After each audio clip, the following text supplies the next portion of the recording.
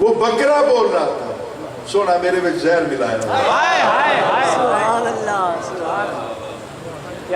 سنیے گا مجھ میں زہر ملایا ہوا ہے میرے اندر زہر ملایا ہوا ہے تو چونکہ پیر صاحب قبلہ بیٹھے ہیں تو یہاں میں محبت کے حوالے سے ایک بات کروں کہ اس کا عقیدہ دیکھیے جانور تھا بے عقل تھا کٹ چکا تھا دل بھی نہیں تھا دماغ بھی نہیں تھا نہ زبان تھی نہ سوچ تھی پھر بھی وہ کیا کہہ رہا تھا میرے اندر زہر ملا ہوا یہ نہیں کہہ رہا تھا کہ مجھے نہ کھائیے مجھے قبول نہ کیجیے اپنا عیب بیان کر رہا تھا اور قیامت تک بتا رہا تھا کہ مرشد نے در تے جاوے نا کہ اپنا عیب بیان کر چھوڑی تو مرشدان دا طریقہ ہی ہوتا ہے کہ عیبہ والے کو بھی قبول فرما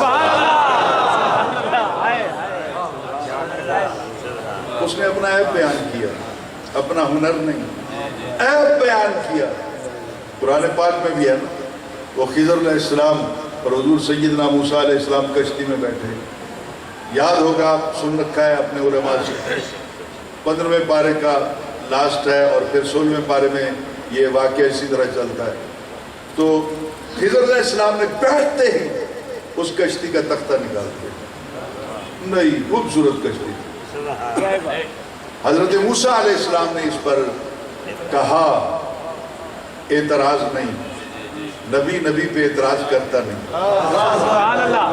کیونکہ دونوں جانتے ہیں کہ نبی کا فعل ہو یا قول اس کے حکم کے مطابق ہوتا ہے نبی معصوم عن الخطا ہو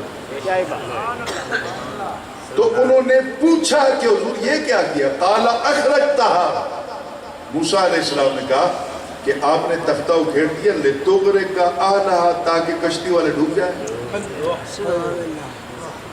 عیب والی ہو گئی نا کشتی اور تختہ بھی وہاں سے نکلا جو پانی کے اندر حصہ تھا سوراخ نہیں پورا تختہ کشتی چلی جا رہی ہے تو اپنا خضر علیہ السلام نے مسکرا کے کہا سونا ناراض تو ہوندے پہ ہو پر اے دسو تختہ نکلے نو 4-5 منٹ تا ہو گیا چوکھا پانی اندر آ گیا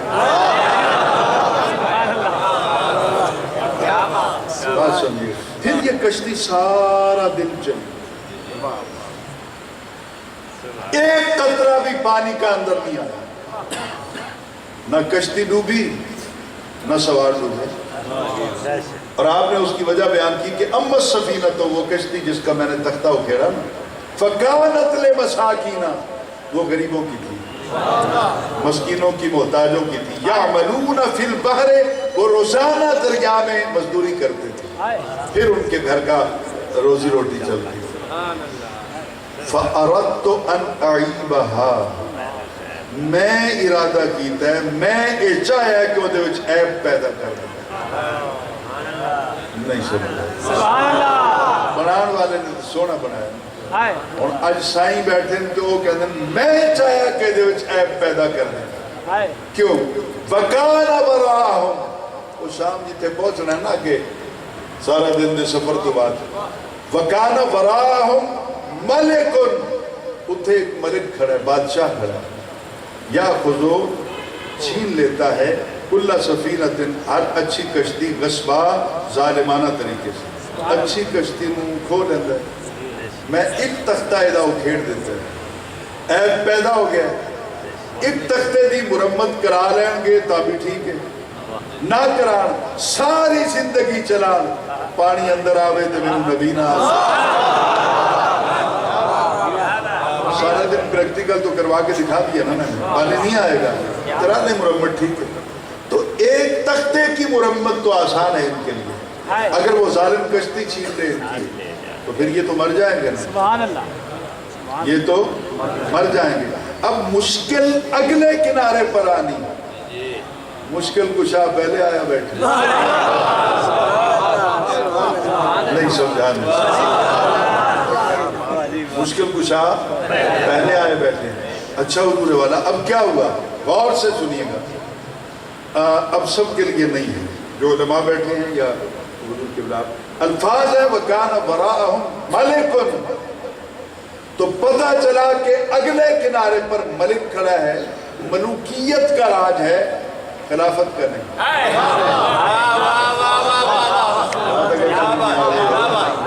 یہ خلافت اور ملوکیت کا فرق ہوتا ہے.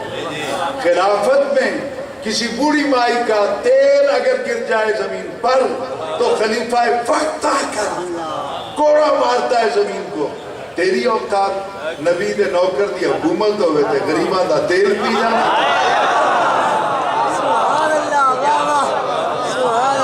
یہ ہے خلافت. اور ملوکیت وہاں ہے کہ کشتی غریبوں کی چھین کے لے جائے. تو پتہ چلا غریبوں کے حق مارے جاتے ہیں جب ملوکیت کا راج ہوتا ہے. مسکینوں پہ ظلم اٹھائے جاتے ہیں جب ملوکیت کا راج ہوتا ہے. تو یہ قرآن کی نص سے ثابت ہو گیا نا.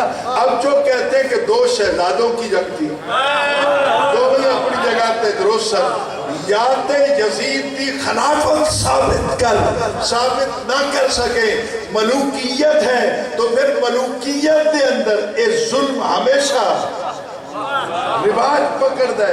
اور یہ تو بناد وچ دس کے سونا چھری چل دی ہے حضرت اسماعیل علیہ السلام دے گلے بولتا دے ہو نہیں چلی. کیوں نہیں چلی؟ چھری کھلی ہے, گلا پتھر دا ہے, چلان والے دی نیت نہیں. کیڑی شاید ہو تو شک کر سو پھل ہاتھ پکڑے ہوئے نا تو میزبان ایویں چھری پکڑ کے بیٹھا ہے, خود نہیں کھانا, مہمانوں کو کھلا رہے. خدا ارادہ نہیں پھل کٹن کا, چھری دے دے پھل کٹ نہیں سکتا ہے لیکن وہ ارادہ نہیں. اور میں کی آکھاں بناد پتر نو لٹا کے حالے بھی ابراہیم علیہ السلام دا ارادہ نہیں, میں ان کے ارادے پہ شک کروں؟ پھر چھری اپنا تیز نہیں تھی, 72 مرتبہ تو تیز کیا اس کو. گلا پتھر سے زیادہ سخت تھا, معصوم گلا تھا, پھر کاٹا کیوں نہ؟ سبحان اللہ. یہ کسی کی فکر نہیں ہے. یہ 29 برس کے میرے رت جگہ صاحب سے مل کر یقین کیجئے کہ مجھے آج بہت خوشی ہوئی. میری نہ پیروں سے بنتی ہے, نہ مولویوں سے, نہ بڑے بڑے چودھریوں سے, سرداروں سے نہیں بنتی. 5 مرتبہ تو گولیاں کھا چکا ہوں, جیل جا چکا ہوں. میں لگی لپٹی بات کرنے کا عادی نہیں ہوں, میرا خون اجازت نہیں دیتا مجھے. میں امام زین العابدین کے 36ویں گھرانے میں آپ کے سامنے اور حضور پورے ورلڈ کے اندر کسی اپنا سادات کے گھرانے میں وہ چیز نہیں ہوگی جو میرے گھر میں ہے. امام جعفر صادق علیہ السلام نے جو قلم سے قرآن پاک کی تفسیر 500 جلدوں میں لکھی تھی, اس کے کئی نسخے آج بھی میرے گھر کے اندر میری لائبریری میں موجود. میرے والد صاحب 40 سال بغداد شریف میں پڑھاتے رہے دورہ حدیث, 147 سال کی ان کو عمر ہوئی. آج بھی ہمارا گھر مدینہ پاک کے اندر ہے. اب غور سے سنیے جو بات میں کہنے چلا ہوں. جب راتوں کو بیٹھ کے روتا تھا, مطالعہ کرتا تھا, تو ایک دن بات سمجھ میں آئی کہ مینا میں چھری نہیں چلی نا, گلا نہیں کٹا اسماعیل علیہ السلام کا, پھر چل گئی. کھول کے دیکھا تو کٹ گیا تھا گلا دمبے کا. تو دمبا تو معصوم نہیں تھا نا, سمجھ نہیں آیا. دمبا تو معصوم نہیں تھا. یہ دمبا کہاں سے آیا تھا؟ کوئی جنت میں ڈیری فارم بنایا ہوا اللہ تعالیٰ نے. تو حضور یہ دمبا اللہ نے سنبھال کے رکھا تھا. کب؟ جب آدم علیہ السلام کے بیٹوں نے قربانی کی تو یہ دمبے والی قربانی قبول ہو گئی تھی, دوسرے بھائی کی نہیں ہوئی تھی. دوسرا بھائی ناجائز کرنا چاہتا تھا تو ایک بھائی نہیں مان رہا تھا, تو جو سچ پر تھا اس نے دمبا قربان کیا. آگ آئی اٹھا کے لے گئے. جو حق پر نہیں تھا اس نے کوئی جنس قربان کی, وہ وہیں پڑی رہی. اللہ نے اس کو قبول نہیں کیا. یہ دمبا پلتا رہا. یہ دمبا پلتا رہا. سونا جے او دے محبوبہ دا ہاتھ لگ جائے تے جانوران ہوئے وہ جنت وچ پالدا بیٹھا. انسان ہے. کیا ہی بات ہے. اب غور کیجئے گا, چھری نہیں چل رہی 72 مرتبہ. جب تک گلا رہا چھری کے نیچے اسماعیل علیہ السلام, چھری نہیں چلی. جیسے ہی دمبا آیا چھری چل گئی. کیا ہی بات. تو پتہ کیا چلا, جب چھری معصوم کے ہاتھ میں ہو, گلا معصوم کا ہو تو نہیں چلتا.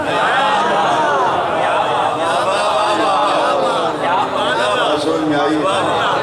جب چھری مظلوم کے ہاتھ میں ہو, معصوم کے ہاتھ میں ہو, تو پھر معصوموں کے گلے نہیں کٹتے.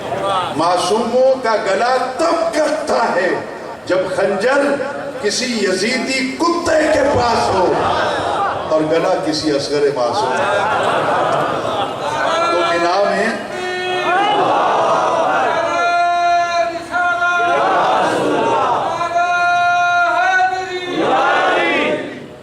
میں یہ کئی سو سال پہلے فلسفہ سمجھا دیا گیا تھا کہ کربلا میں جب معرکہ لگے نا تو پھر یہ دیکھ لینا, خنجر معصوموں پہ چلیں تو سمجھ لینا ایک طرف معصوم ہے, ایک طرف مظلوم ہے, دوسری طرف مظلوم نہیں, تب چلے ہیں.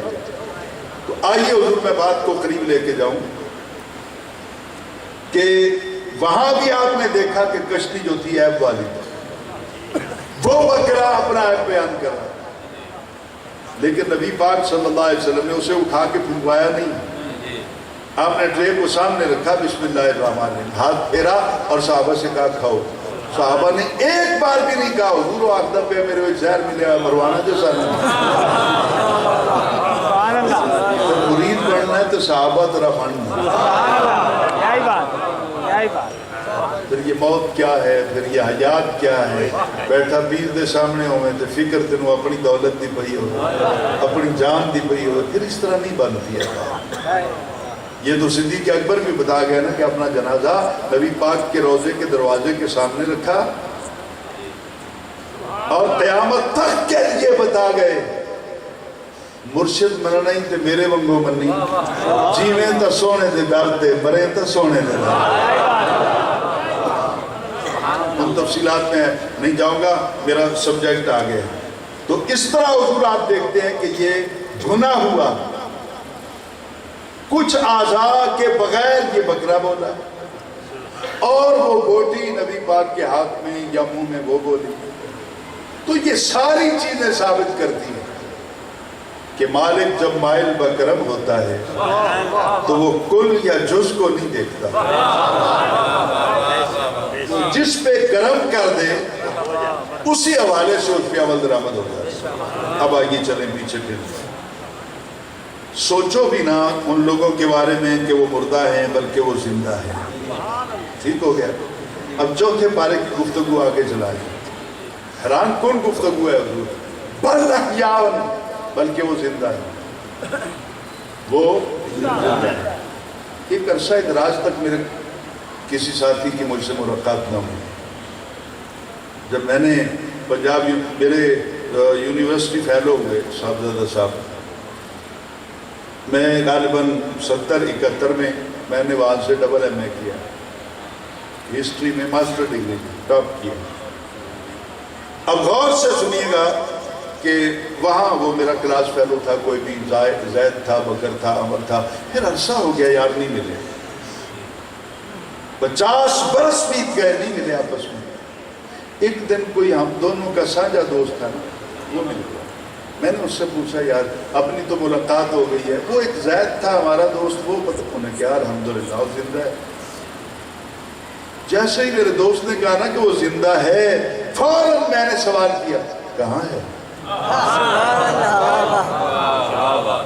سمجھا نہیں پاؤں گا سب کو, معذرت ہے جن کو نہ سمجھا پاؤں میں بہت نالائق ہوں, اور جو سمجھ رہے ہیں ان کا میرے اوپر بڑا احسان ہے. غور کیجئے گا, پتہ چل گیا نا کہ وہ زندہ ہے تو پھر بندہ پوچھتا ہے وہ کتھے. پتہ لگا کہ وہ فیصل آباد ہے, پھر جو فیصل آباد نہیں دیکھا تو سوال دوسرا یہ ہوتا ہے کہ فیصل آباد کتھے. یہ دو سوال مست ہوتے ہیں. اب پتہ چل گیا کہ سارے شہید, لیکن آج چونکہ محفل منسوب الی الحسین ہے اس لیے ہم فقط نام امام حسین کا لیں گے. ویسے بات سب شہیدوں کی ہے، فاروق اعظم کی بھی ہے، عثمان غنی کی بھی ہے، مولا علی کی بھی ہے، حضرت عمار کی بھی ہے، تمام شہداء کی بات ہے آج تک جتنے شہید ہوئے. لیکن یہ بھی تھا ساڑھے پیر امام حسین کا کمال نہیں، نہ ایک دا لئیے ذکر سارے دا ہو.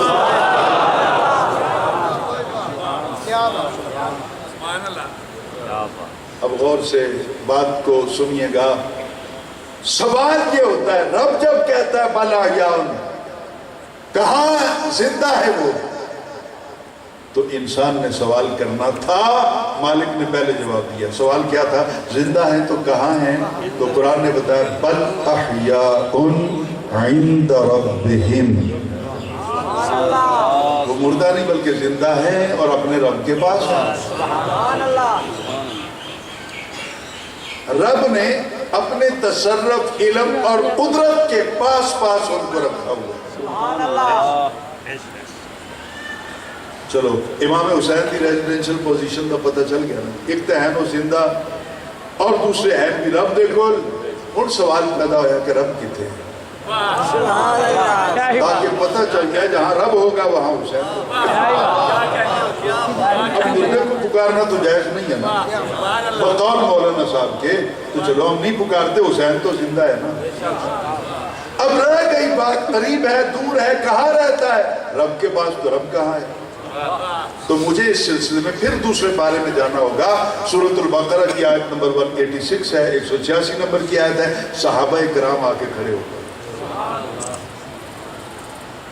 نبی علیہ السلام کی بارگاہ اور دنیا کا مشکل ترین سوال انہوں نے نبی پاک کے سامنے پیش کر دیا.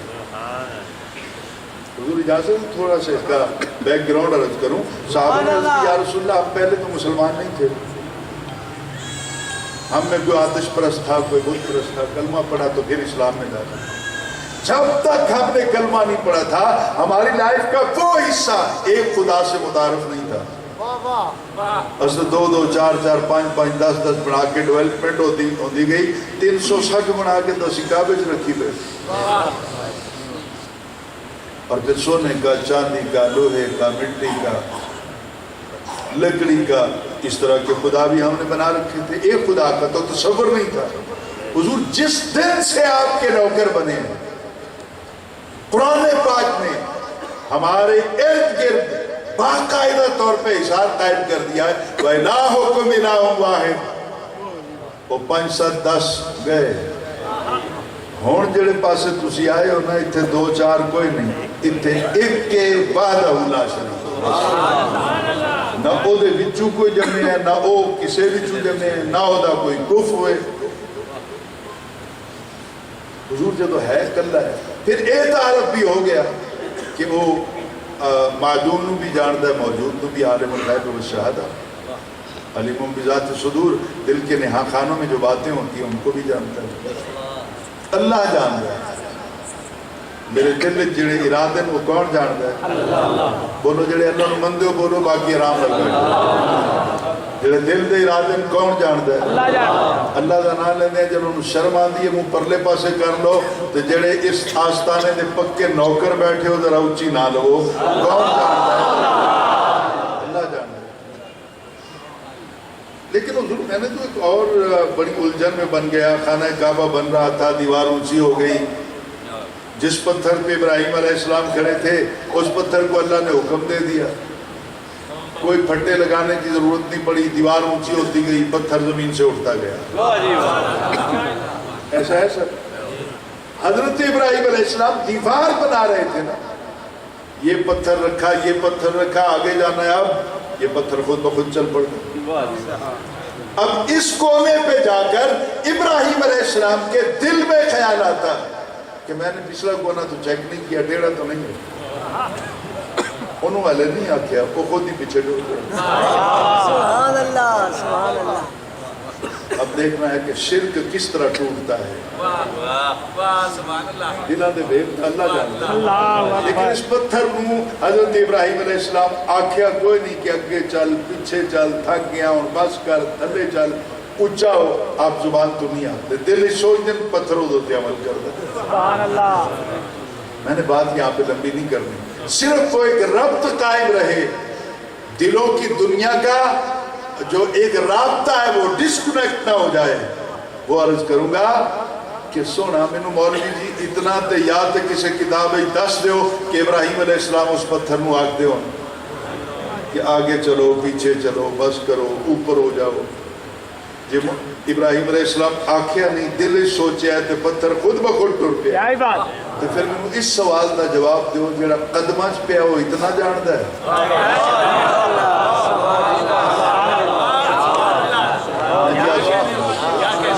قدموں میں پڑا ہے وہ اتنا جانتا ہے اور جس کے قدم ہے وہ جانتا ہی کچھ نہیں اور اگر تسی بے وفائی نہ کرو نا صاحبزادہ صاحب تو میری حوصلہ افزائی فرما رہے ہیں اور جھنگ تو آئے معزز مہمان بھی اور باقی بھی کافی اگر سارے رل کے بے وفائی نہ کرو تھوڑا جا سمجھ لو گالوں تو میں ایک گل عرض کراں جڑا پیرک پہ ہے وہ تو اتنا جانتا ہے جو کاندھوں پہ بیٹھا ہے وہ کتنا جانتا ہے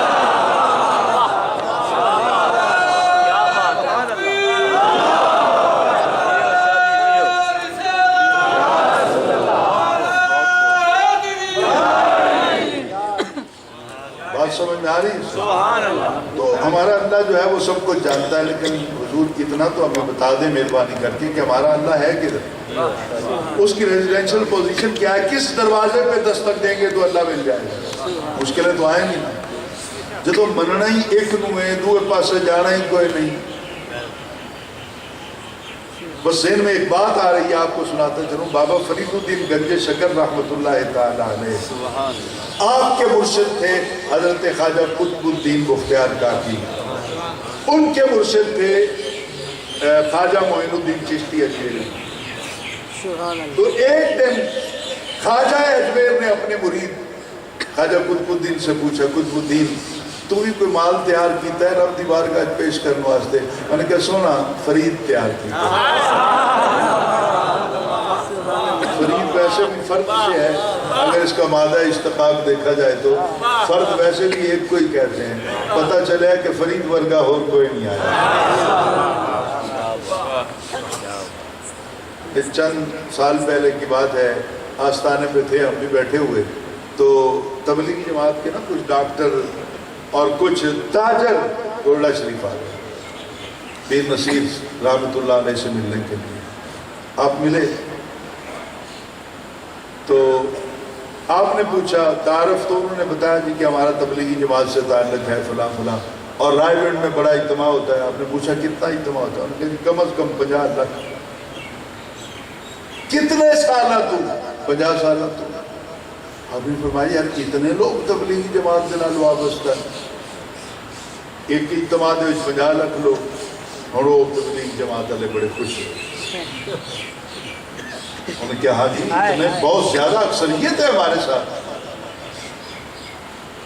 آپ نے کہا اچھا انہوں نے کہا میں نے ڈاکٹر صاحب کو مخاطب کر کے ایک سید بھیجی انہوں نے مخاطب کر کے انہوں نے کہا شاہ صاحب میں ایک سوال دا جواب تا دے دسو انہوں نے کہا 50 لاکھ دے وچوں ایک بھی مہر علی نہیں جمع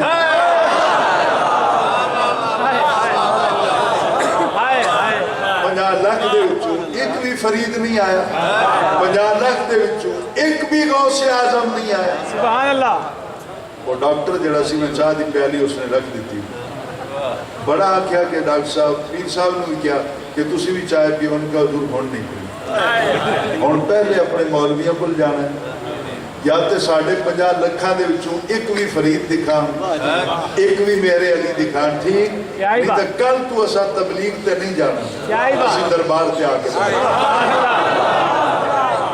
کیا ہی بات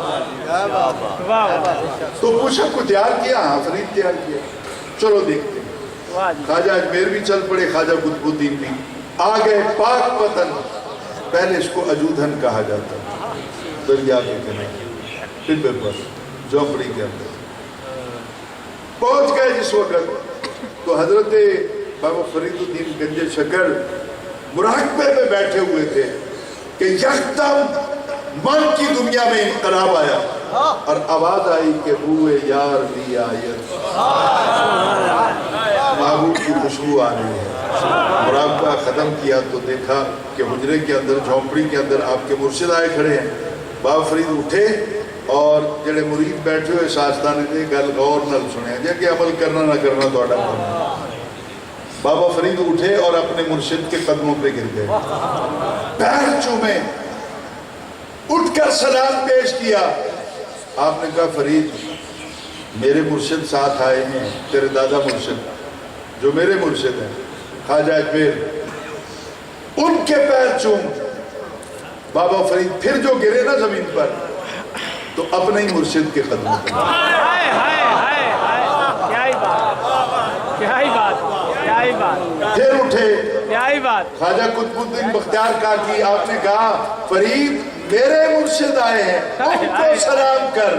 کیا ہی بات. پھر دیوانوں کی طرح زمین پر گرے, اپنے مرشد کے قدموں میں گر گئے. سبحان اللہ, سبحان اللہ. ہائے خواجہ قطب الدین بختیار کاکی رحمت اللہ تعالیٰ علیہ جلال میں آ گئے. آپ نے کہا اے فرید انا ہو گیا, تم نظر کچھ نہیں آتا ہے. میں کہا سونا انا ہی ہو گیا, تیرے سوا کچھ نظر نہیں. سبحان اللہ, سبحان اللہ. یا رسول اللہ, یا غوث اعظم.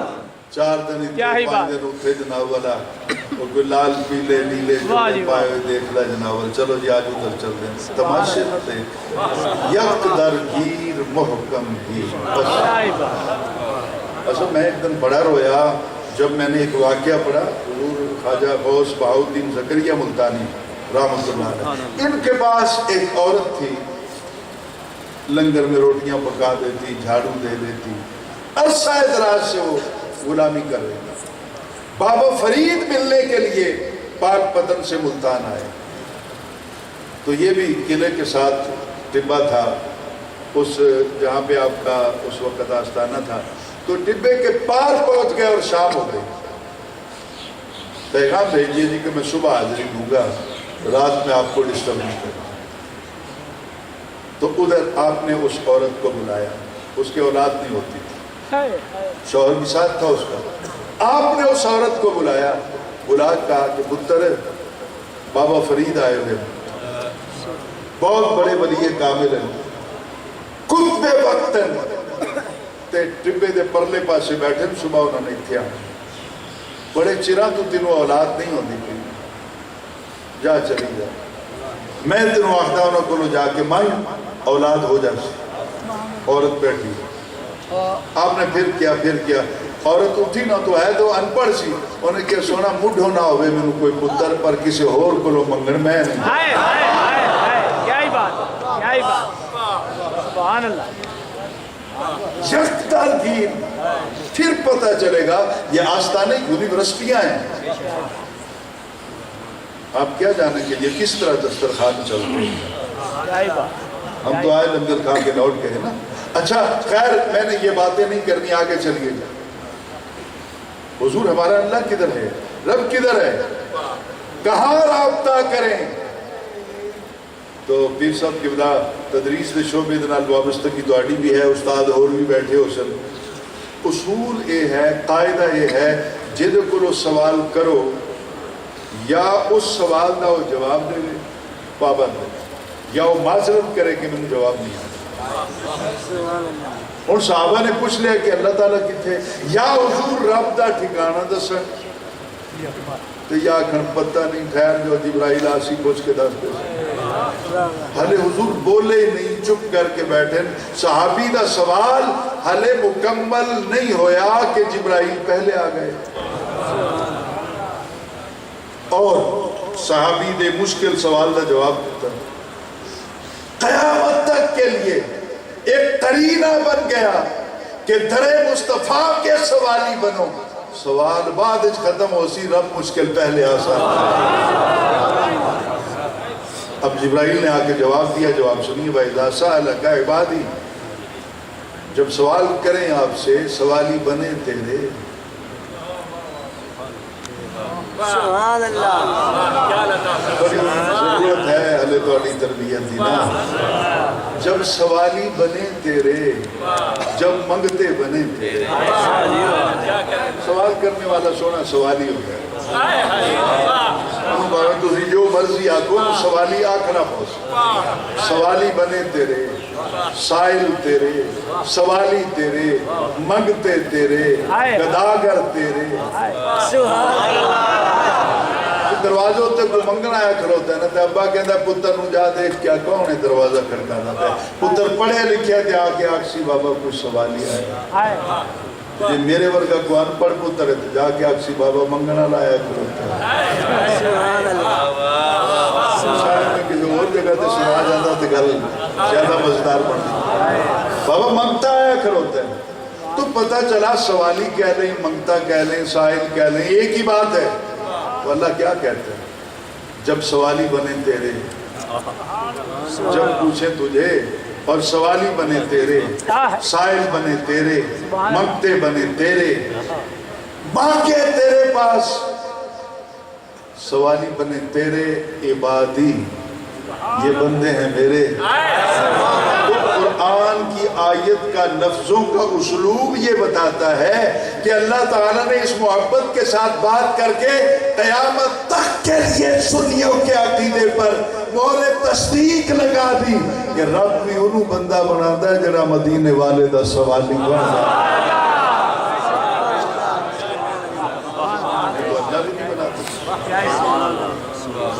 اچھا حضور بات لمبی ہو جائے گی، میں تو کیا پھر بیٹھوں. روزانہ تو 8 گھنٹے کلاس روم میں بات کرنی ہوتی ہے. ہم جیسے لوگ پھر اس طرح بات کرتے رہے. اب میں بات کو ختم کروں. سوال کیا تھا؟ ساڈا رب کتھے؟ تو جبرائیل نے جواب دیا وَإِذَا سَأَلَكَ، یہ جو آپ سے پوچھتے ہیں، جب آپ سے سوال کریں، جب آپ کے سوالی بنیں، عبادی میرے بندے، عبدی میرے بارے میں پوچھیں، فَإِنِّي قَرِيبٌ، انہوں نے آکھو میں کو گم شدہ خزانہ تک کوئی نہیں جڑا بسترے چاہ کے لمدے کر دے.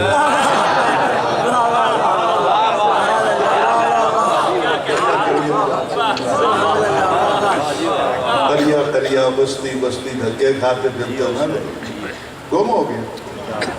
فَإِنِّي قَرِيبٌ، زمانے میں مت تلاش کر، اپنے من کی دنیا میں. میں تیرے بہت قریب رہتا ہوں، بہت قریب رہتا ہوں. یا اللہ کتنا قریب رہتا ہے؟ تو کہا وَنَحْنُ أَقْرَبُ إِلَيْهِ مِنْ حَبْلِ الْوَرِيدِ، تیری رگے جہاں شارک تو بھی میں نیڑے رہا. سبحان اللہ. جسم اور جسمانیت دے اعتبار نال نہیں، سبحان اللہ. اپنے تصرف، قدرت اور علم اختیار دے اعتبار دے نال میرا رب میری شارک تو بھی قریب ہے، تیری شارک تو بھی قریب ہے. ٹھیک ہو گیا؟ تو اللہ شارک تو قریب ہے، رب حسین رب دے قریب ہے. تے جتھے جتھے رب ہے حسین بھی ہے. کہ مر گئے حسین تے نہ پکار، زندہ ہے پھر پکار. جے غیب ہے دور ہے تے نہ پکار. اور جتھے رب ہے اتھے حسین ہے. یا حسین مدد کہنا، یا فاروق اعظم المدد کہنا، یا علی المدد کہنا، یہ کون سا ناجائز ہے؟ کیونکہ شہید تو اتھے ہی ہے نا جتھے رب ہے. نہ وہ غائب نہ اے غائب. وہ بھی ہر کسے دے نیڑے نیڑے، اے بھی ہر کسے دے نیڑے نیڑے. سبحان اللہ. اب میرا 90 گھنٹے کا لیکچر ہے نیٹ پہ، اس کو آن کر لیں، میرا نام لکھ کے تو آ جائے گا. بخاری شریف پہ 90 گھنٹے کا لیکچر ہے. درس قرآن پر میرا 60 گھنٹے کا لیکچر ہے جو D G hotel D G Khan سے لانچ ہوا ہے. اور کچھ 700-800 کے قریب میرے لیکچر ہیں. کچھ مباحثے نہیں ہیں، مناظرہ تو میں کر نہیں سکتا نہ لیکچر. تو ایک جگہ پہ مولوی صاحب نائجیریا کے ہیں، ان سے گفتگو اگر آپ کو مل جائے تو وہ دیکھیے گا. نائجیریا کے مولانا صاحب، ان کا نام عبداللہ تھا، انہوں نے کہا پیر جی تسی گلاں فساد لے ہن حسین زندہ میں انکار نہیں کر سکتا. اس دا نیڑے ہونا بھی تسی ثابت کر دیتا ہے، پر گل اے وے ہن بھی میں کیوں پکارا حسین میں کہا ہن کیڑا مرنا ہی. اس نے کہا جی کہ حسین تو سب کچھ کربلا میں قربان کر گئے تھے، اب حسین کے پاس ہے کیا جو میں مانگوں؟ جدے کل پلے کچھ نہ ہوئے کہ آخر آپ سید الشہداء، شہداء دے سردار، اتنے شہداء دے اجتماع دے اندر میں منگدا کھڑا ہوا، انہاں دی جیب وچ کچھ نہ ہوئے تو شرمندہ ہو سکتا. میں نے چلو یہ بھی قرآن کرو پوچھتا ہوں. اللہ یاؤن، بلکہ وہ زندہ ہے. عند ربہم، اپنے رب کے پاس ہیں، یرزقون، یرزقون وہ دیے جاتے ہیں، فرحین بما آتاہم اللہ من فضلہ، پھر وہ خوش ہوتے ہیں جو کچھ اللہ تعالیٰ ان کو عطا کرتا ہے اپنے فضل کے ساتھ۔ غور کیجئے تو شہید دی جھولی خالی نہیں رہ جاتی، کیا ہی بات، ادھروں رابطہ ٹوٹیا، ادھر اللہ تعالیٰ نے اپنے تمام خزانے دے دروازے کھول دیے۔ سبحان اللہ، 24 آور شہید کی جھولی بھری جاتی ہے، کیا ہی بات، تو ادھی جھولی بھری گئی نا۔ میں نے کہا پھر پہلا پارہ کھولنا، سورۃ البقرہ کی آیت نمبر 3 کا آخری پیرا ہے، وَمِمَّا رَزَقْنَاهُمْ يُنْفِقُونَ، یرزقون رزقناہم، کیا ہی بات، سبحان اللہ، سبحان اللہ، سبحان اللہ، رزق رزق، یہ پڑھیے نا سارے۔ پھر یہ رزق تو رزقنا 14 نمبر کا صیغہ آئے گا متکلم کا، سبحان اللہ، واہ واہ، جمع تسنیہ سارا آئے گا۔ کیا کہا؟ وَمِمَّا، اس میں سے جو، سبحان اللہ، نہیں سمجھ آئے، کوشش کروں گا میں، یہ کوشش دعا کر رہا ہوں میں، ویسے میری مادری زبان سرائکی ہے، میری پدری زبان عربی ہے، دونوں میں کوئی نہیں آتی۔ ایک تقریباً 6 مہینے تو کچھ ساتھیوں نے کہا تو میں تھوڑا جا، وگرنہ صرف اردو میں میرا لیکچر ہوتا ہے، کلاس روم میں اردو ہی بولتا ہوں۔ تو اب میں کوشش کر رہا ہوں، دعا کریں کہ کبھی پھر ملاقات ہو تو میں مکمل پنجابی میں بات کروں یا سرائکی میں بات کروں۔ اب غور سے سنیے میری بات جو کہنے چلا، وَمِمَّا، اس میں سے جو، نہیں تو ہماری زبان میں ترجمہ، او دے وچوں جڑا، سبحان اللہ، رزقناہم، میں انہاں نوں دتا ہے، سبحان اللہ، اپنے پلے وہ نہیں، او دے وچوں۔ میں نے اپنے بیٹے کو 400-500 روپے دیا نا، تو کوئی مانگنے والا آ گیا، تو میں نے کہا بیٹا اس کو 100 روپے دے دو، کہتا ابا میرے پاس تو نہیں ہے۔ میں کہا تو اپنے نہ دینا، انہاں چو دے جڑے میں ہون تے نہیں دے سکتا۔ یہ ہے وَمِمَّا، اور اس میں سے جو رزقناہم ينفقون، جو ہم نے ان کو دیا ہے اس میں سے وہ آگے دیتے ہیں، ينفقون، وہ آگے خرچ کرتے ہیں، تو رب ان کی جھولی بھرتا رہتا ہے، ان کے دروازے پہ جو بھی مانگنے کے لیے آتا ہے وہ پھر آگے ان کی جھولی بھرتا ہے۔ امام حسین کربلا میں کیوں گئے تھے؟ ایک اور دوسرا یہ ہے کہ امام حسین کے نال صحابہ کیوں نہیں گئے؟ سبحان اللہ، بس اتنا کہ امام حسین کے ساتھ صحابہ کیوں نہیں گئے؟ صحابہ تو ناراض تھے نا، امام حسین نے کیڑا چنگا کام کیا؟ کیوں گئے امام حسین؟ بغاوت کیوں کی امام حسین؟ کچھ مردودوں نے امام حسین کو باغی لکھا، کچھ کتوں نے امام حسین کو خارجی لکھا، کچھ کتوں نے امام حسین کو شیطان کا ساتھی لکھا، کہ کیوں گئے ایک مسلمان حکمران کے مقابلے میں؟ تمہیں وہ مسلمان نظر آتا ہے جو ماؤں کی عزت سے کھیلتا رہا؟ کدھر لے کے جائیں گے تاریخ الخلفاء کی وہ عبارت، ان رجل ينكح الامہات والبنات والاخوات، یزید دنیا کا وہ بدترین انسان تھا کہ باپ کے مر جانے کے بعد اس نے اپنی مترائی ماؤں کے ساتھ زنا کیا۔ نکاح تو ہو ہی نہیں سکتا، لا تنکحوا ما نکح آباؤکم من النساء، جڑی پیو دے نکاح آ جاوے نا پھر ابدی طور دوتے پتر واسطے حرام ہو جاتے۔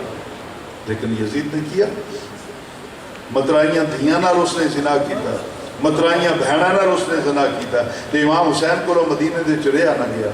آپ نے فرمایا کربلا آ کے آپ نے آواز دیتی، آپ نے کہا او میری ماں بہنوں بیٹیوں، آج کے بعد مت پریشان ہونا، جب تک دھرتی پہ علی کا خون زندہ ہے کسی ماں کی عزت نہیں لٹتی۔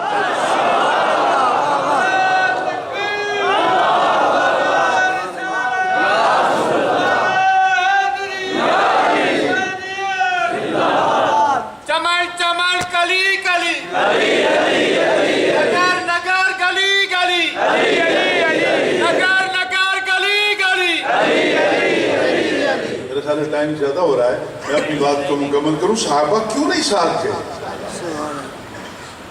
اس کو میں ایک عام مثال کے ذریعے، میں نے کہیں سے سنا نہیں، جو میری سمجھ میں آ رہی ہے بات میں سنا رہا ہوں۔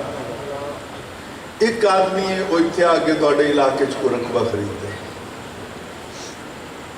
کاشتکاری واسطے، صبح صبح اٹھ کے نماز پڑھتا ہے آستانے دے ہوتے تو گلا ٹر جاتا ہے اپنے رقبے والے، ایک دن بھی 2 دن 4 دن 5 دن فصل کاشت کرنے دا وقت آیا نا پھر وہ کلا نہیں گیا، نال دے پتر بھی آنے، کٹائی دا وقت آیا تو پھر پتر نہیں نال بھانجے بھی چلے گئے، بھتیجے بھی چلے گئے، ہیانو نال لے گیا، بیوی نال لے گیا، وہ دیکھتا رہ گیا کہ کیا میری ضرورت میرے گھر پوری ہوتی ہے یا کسی اور نو بھی بلاواں، تو اپنا کنبہ ہی کافی سی۔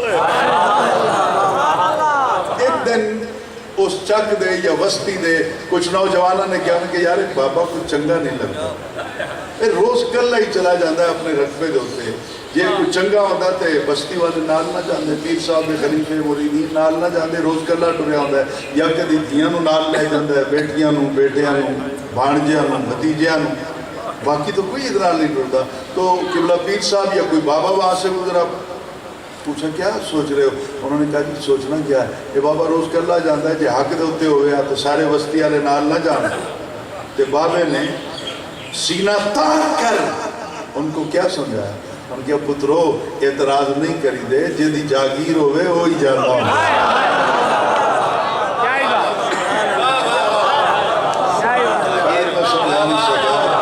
سمجھ آ گئی ہے نا بات، جس کی جاگیر ہو وہی جاتا ہے، دوسرے کو گھوم جاتا ہے۔ رہ گئی کہ صحابہ کرام امام حسین کے ساتھ تھے یا نہیں؟ واقعہ کربلا کے بعد حضرت عبداللہ ابن عمر، امام بخاری اس کو بیان کرتا ہے، حضرت عمر فاروق کا بیٹا فقیہ صحابی ہے، عالم دین، عبداللہ ابن عمر ہوں، عبداللہ ابن مسعود ہوں، عبداللہ ابن عباس رضی اللہ تعالیٰ عنہ مجمعین، یہ سارے فقیہ صحابی ہیں، علماء ہیں۔ عبداللہ ابن عمر لوگ پھر حج کرنا دے سنتے انہوں کو فتوے بھی پوچھ رہے تھے، مسائل بھی دے حج کرنے کے لیے لوگ آئے تو ایک آدمی نے دیکھا، پوچھا یہ کون ہے؟ کہا عبداللہ ابن عمر بیٹھے، انہوں نے کہا چلو نصیب چنگے میں ایک مسئلہ تے پوچھ رہا ہوں۔ قریب جا کے بیٹھ کے عرض کیوں نہیں؟ اگر محرم مکھی مار لے تو کیا اس پر دم لازم آئے گا؟ سادہ بات، محرم کہتے ہیں جس نے احرام باندھ لیا، وہ حج کر لیا، احرام بن لے، ہونوں مکھی مارے تو کیا ادھے دم لازم آئے گا؟ یعنی قربان بکرا دینا پڑے گا اس کو؟ یعنی محرم حالت احرام میں محرم اگر مکھی مار لے تو اس کے بارے میں کیا حکم ہے؟ حضرت عبداللہ ابن عمر نے یوں دیکھا پہلے ساحل کی طرف، آپ نے پوچھا کہاں سے آئے ہو؟ جو ان کی اندر دل ہے نا تو میں پتہ لگ جائے گا، کہاں سے آئے ہو؟ انہیں عرض کی تھی حضور میں کوفہ تو آئے۔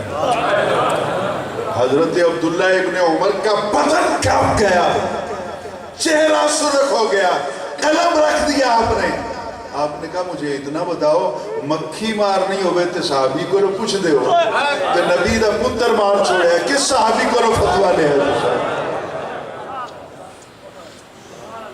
آخری ریکارڈ امام بخاری نے بیان کیا، میں ذمہ داری قبول کرتا ہوں، سند کی بھی متن کی بھی، جہاں جی چاہے آؤ سند پہ بات کروں گا، متن پہ بات کروں گا، بھاگ جاؤں تو سید زیادہ نہیں ہے۔ حضرت عبداللہ ابن عمر ایک دن بیٹھے ہوئے تھے رضی اللہ تعالیٰ عنہما، ایک آدمی نے آ کر پوچھا، سنا یہ تو دسو کہ نبی علیہ السلام دے جتنے بھی گھرانے سن، ازواج مطہرات دے اور بیٹیاں دے، انہاں گھرانے جو سب تو ممتاز گھر کس دا ہے؟ تو حضرت عبداللہ ابن عمر رضی اللہ تعالیٰ عنہما آپ نے فرمایا کہ ممتاز گھرانہ تو پھر نبی تو بعد علی دا ہے۔ علی کا نام سن کے دل ٹھنڈا ہویا ہوئے سے ممتاز گھرانہ تو مولا علی کا ہے۔ پھر یہ کہہ کر آپ نے اس کی طرف دیکھا، آپ نے کہا لگتا ہے کہ تنویں گل چنگی نہیں لگی، لعل ذاک یسوءک، لگتا ہے کہ تنویں گل اچھی نہیں لگی۔ وہ بھی ظالم اگو آگتا ہے، ہاں جی منو اچھی نہیں لگی، علی دا کنبہ کی تو اچھا ہو، میں تو سوچا ہے تسی کسی اور دا نام ہے، سو پھر علی علی ایک ہی ہے۔ حضرت عبداللہ ابن عمر بخاری میں دیکھو، حضرت عبداللہ ابن عمر نے اٹھ کے کھڑے ہو گئے، آپ نے اس کو کہا انطلق، نکل جا، دفع ہو جا، تیری ناک خاک آلود ہو، ایک گال ہے عربی دے وچ، جا دفع ہو جا، اللہ تینوں رسوا و ذلیل کرے، جا جا کے تو اپنی جتنی کوشش کر، میں تے انجی آکھنا تے اے ہوئی میرا عقیدہ ہے، علی ورگا جہان تے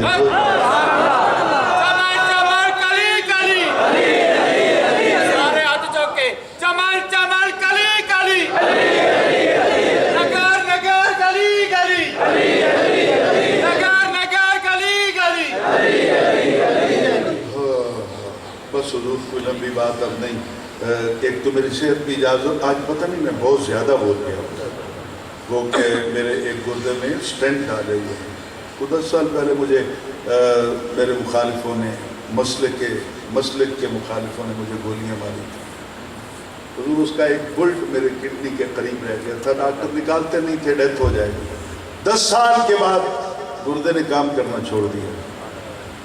یہ اس دفعہ جو ابھی اپنا مارچ کا مہینہ گزرا ہے، اس میں میرے 4 آپریشن ہوئے، گردہ صرف 15% پہ آ گیا تھا، اور پھر اللہ نے کرم کیا، اب پھر 85% پہ کام کر رہا ہے، لیکن ابھی وہ سٹینٹ جو درمیان میں ڈالے گئے نا، نالیاں اضافی، وہ ابھی تک نکلی نہیں ہے، تکلیف ہوتی ہے چلنے میں، بیٹھنے میں، یا گاڑی میں کبھی جمپ لگ جائے تو۔ باوجود اس کے میرے مالک نے کرم کیا، پتہ نہیں آپ کی محبت ہے، پیر صاحب کا تصرف ہے، مجھے پتہ نہیں چلا، اگر ٹائم زیادہ ہو گیا ہے تو کوئی تلخ بیٹھا ہوا ہے تو میں معذرت خواہ ہوں، کیونکہ میں تو ان کے در کا کتا ہوں نا۔